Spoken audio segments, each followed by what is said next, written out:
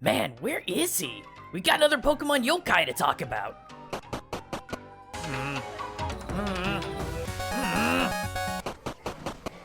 Hey, Glitzdaka. Huh? You know where the boss is? We got a video to get done. No, I haven't seen him. Well, you two have been filming all month over here on the second channel. Listen, you rotty shroom, I got no sogging clue where the boss is. But I remember him saying that he wanted you to cover for him. He said, you got this. Huh. Well, if you think so. Well, I guess we're doing this like old times. Fitting as we got a bit of an old school topic with Pokemon today. Now, I know there's been a lot of Pokemon and yokai analysis discourse that we've had over here, and there's been way more that's been going on with a few other dedicated Poketubers, but I'll say this with the utmost confidence. You, nor has anyone, ever heard of this connection before.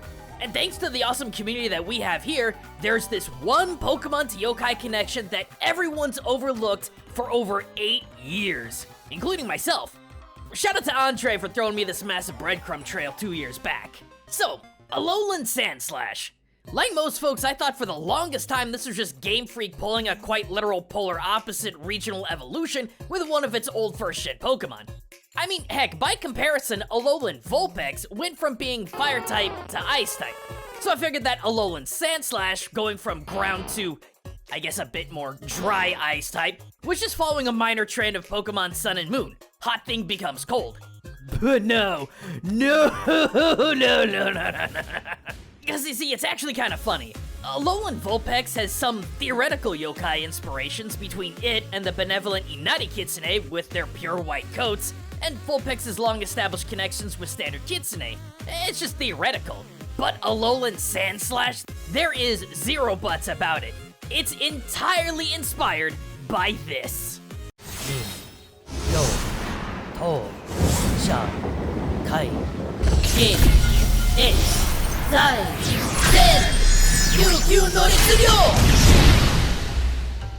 This is Yamaoroshi, a Tsukumogami, or thing yokai, of a metal grater that's become dull from disuse, and over 100 years gained its own soul and a humanoid body to become the monster you see here. And I know you're probably thinking to yourself, okay, how does this make any sense? Over here we've got a frosty porcupine with diggy claws, and over here we've got a yokai made up of a centuries-old cheese grater. How on earth are these two things related? And such is the reason why the yokai connection with Alolan Sandslash eluded everyone for 8 freaking years. But stay with me, gang, because there's a lot that connects them. It's just a bit of a windy road of puns. First of all, let's have a gander at Sandslash's evolutionary line. Its previous form of Sandshrew took on more of a pangolin appearance, right? With semi-segmented scale-looking bodies, longer faces, and smaller claws. But once this thing hits level 22 and evolves, it gains those big scooping claws and a back full of quills. And while hedgehogs have a closer relation to shrews, which is obviously what Sandshrew is another connection to, Sandslash's quills are much longer and wider, making it more similar to a porcupine than a hedgehog. And guess what the word for porcupine in Japanese is? Well, there's actually two from what I gathered. Yama-arashi and Oroshi. And smash the two together and we get Yama-Oroshi, the same name as that yokai. But that's not the only thing that this yokai shares a homonym with. Oroshi is also the Japanese word for grater, also known as an oroshigane or metal grater. So through a very goofy pun, something that Japanese linguistics is almost notorious for, we've got an odd but sturdy connection between porcupine and grater through the word oroshi. But that's just the name. There is so much more to these two. Like their habitat, for example. We know based on various dex entries that Alolan Sandslash gained its evolutionary typing difference after it relocated into the snowy mountains after its original habitat was destroyed in volcanic eruptions, shedding its ground type for an ice type.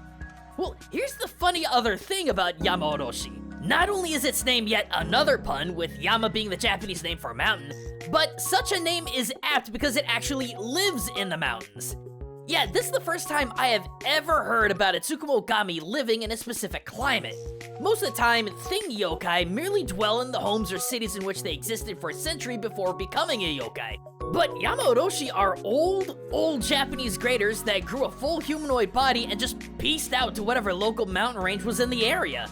But that too may have something to do with another name pun. See, the word Yama-oroshi can also refer to a strong cold wind that blows down off of mountains. In my research, I found that some rural communities believe this very yokai to be the cause of these icy winds. But this quickly turns into a chicken and egg scenario. All I know though is that this pokey yokai lad makes their homes in icy mountains despite being a yokai born from a human tool. While Alolan Sandshrew also make their home in mountain ranges after migrating from one location to another. Kind of an odd, similar migratory pattern, isn't it? But while in the process of researching that, I came across something else that's even more bizarre, more punny, and something that connects these two even further. While the above-mentioned Yama-oroshi first made its appearance in the old Yakyagyo Emahi scrolls of old Japan, there is, in another famous yokai text, the Wakan Sansai Sui, another interpretation of this rural yokai, the Yama-arashi, which not only sounds incredibly similar to the name Yama-oroshi, but is also the exact same name as one of the Japanese words for porcupine. You remember that? Yama-arashi. And this is yet another super spiky lad that, while not looking much like a porcupine or hedgehog in the facial department, has a body that is very similar to both. And here's the kicker.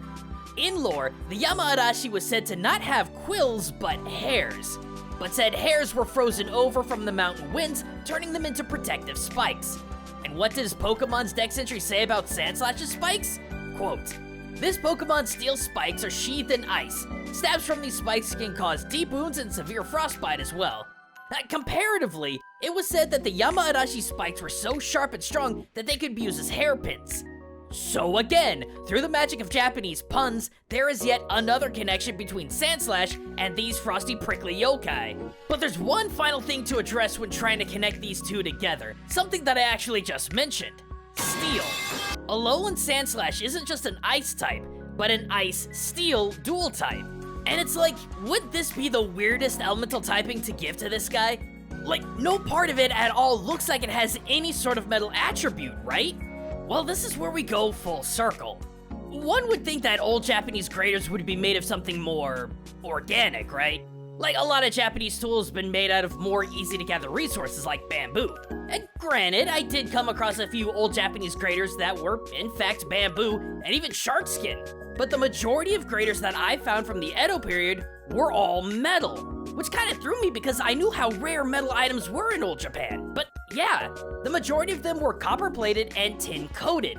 Not steel specifically, but hey, metal is metal. Which makes me think that the Tsukumogami of said grader, the Yama-oroshi, would also have been made of metal, just like Alolan Sandslash.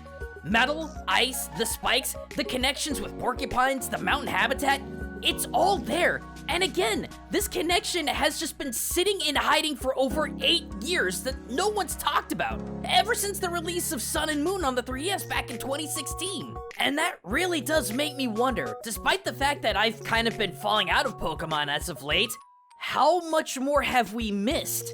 How many more cultural inspirations have just been overlooked? Because it's not just Japan that Game Freak takes its ideas from, but all over the world. I am just always amazed at the sheer depth so many Pokemon designers go into when it comes to culture influencing their designs.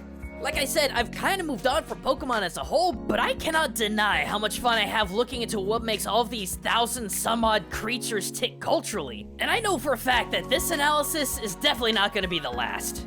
If this is a cultural reference that's just been sitting around for someone to find it over an 8-year period of time, there's no telling how much more is still there. But for now, thanks for watching everyone, and a big special thank you to Andre for sending me this breadcrumb trail 2 years back. I was a little worried that it wouldn't yield a very decent video, maybe it would just have to be a short or something, but wow was there a lot here to talk about. And as always, a tremendous shout out to my patrons who allow me to make these videos my livelihood, and I cannot thank you all enough. I know that there was a tie between this and the Eshin Clan Ninja Rat Skaven from Warhammer Fantasy, and well, sorry Rat Stans, I just really wanted to talk about this one. I won't take it off the poll, just, I don't know, keep an eye out for it. So, if you like what you saw today, be sure to sub up and get notified, because there's still so much culture and games to talk about. And if you want to actually support not just our shows here, but also all those new Orky videos over with Glitstaka, check out our Patreon. But until next time everyone, this is kind of weird to say, this is Gaijin Goombah signing out.